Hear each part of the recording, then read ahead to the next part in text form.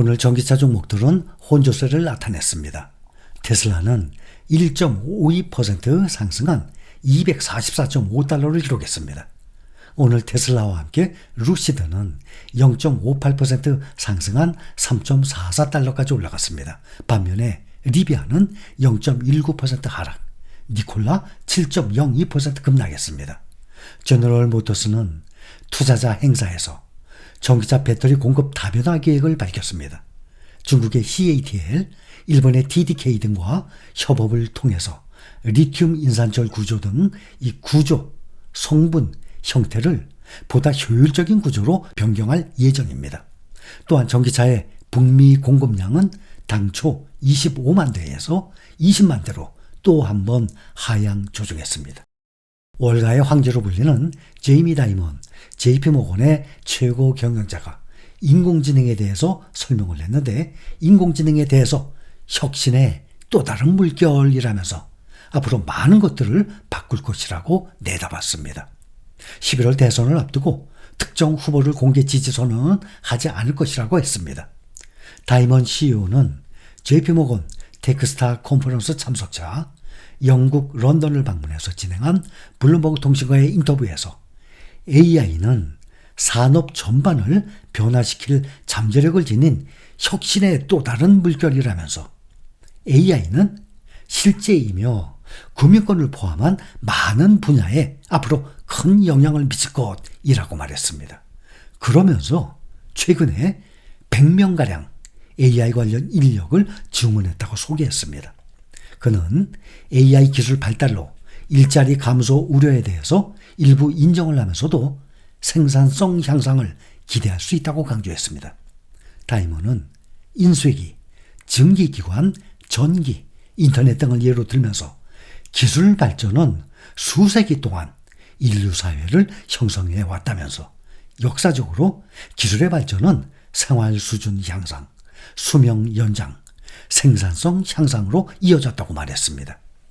이어서 AI가 일부 일자리를 대체할 수도 있지만 오류를 줄이고 생산성을 높이는 등 나머지 일자리 업무는 개선할 수 있다고 언급했습니다. 다이먼은 미국 연준이 지난달 한 번에 기준금리를 0.5% 인하한 B컷 결정에 대해서는 긍정적인 입장을 밝혔습니다. 인플레이션이 둔화하고 있는 만큼 연준의 경기 침체를 피하기 위해서 적절하게 움직였다는 것입니다. 기준금리 추가 인하 가능성도 시사됐습니다. 오늘 존 윌리엄스 뉴욕 연방준비은행 총재는 한 행사에서 연준의 금리 인하 속도와 관련해서 최근 연준 금리 전망 점도표가 아주 좋은 기본 사례가 될 것이라고 말했습니다. 9월 FOMC 당시 연준은 점도표를 통해서 올해 남은 두 차례 회의에서 0.25%씩 인하할 것을 시사했습니다. 윌리엄스 총재는 이어서 금리 결정은 미리 설정된 코스를 따르는 것이 아니라 데이터에 달려 있다면서 제롬 파월 연준 의장과 같은 입장임을 밝혔습니다. 미국 중앙은행 내 매파로 분류되는 라파엘 보스틱 애틀랜타 연방준비은행 총재가 공개 발언에서 여전히 인플레이션이 너무 높다면서 주요 지표 중 하나가 현재 연간 상승률 2.6%에 달한다고 짚었습니다. 그는 우리는 그것을 목표치 2%로 돌려놔야 한다. 아직 갈 길이 멀다 라면서 물가 상승률 목표치에 레이저 초점이 맞춰져 있다는 것을 사람들이 이해하기를 바란다 라고 말했습니다. 수잔 콜린스 보스턴 연방은행 총재도 가격 안정을 회복하는 것 이상으로 경기 둔화 위험도 커졌다면서 추가 정책 조정이 필요할 가능성이 크고 점도표는 연말까지 0.5%의 추가 금리 인하를 가리키고 있다라고 말했습니다. 뱅크 오브 아메리카는 보고서에서 강력한 디스인플레이션 지표가 아니라면 0.5% 인하는 힘들 것이라면서 11월 0.25% 인하 가능성이 크다라고 진단했습니다. 시티그룹 역시 11월 금리 인하를 건너뛰지는 않을 것이라면서도 0.25% 인하 확률이 높다라고 전망을 하고 있습니다. 미국의 경제 지표는 탄탄한 3분기 성장에 대한 기대를 높이고 있습니다. 지난 8월 무역 수지는 704억 달러 적자로 이전 기록인 789억 달러 적자보다 대폭 감소했습니다. 수출 호조와 수입액 감소로 5개월 만에 적자 규모가 가장 적었습니다. 지난 8월까지 내구재, 소매 판매 등의 지표와 최근 고용시장 재반 등에 따라서 3분기 GDP 성장률에 대한 월가의 전망치도 높아졌습니다.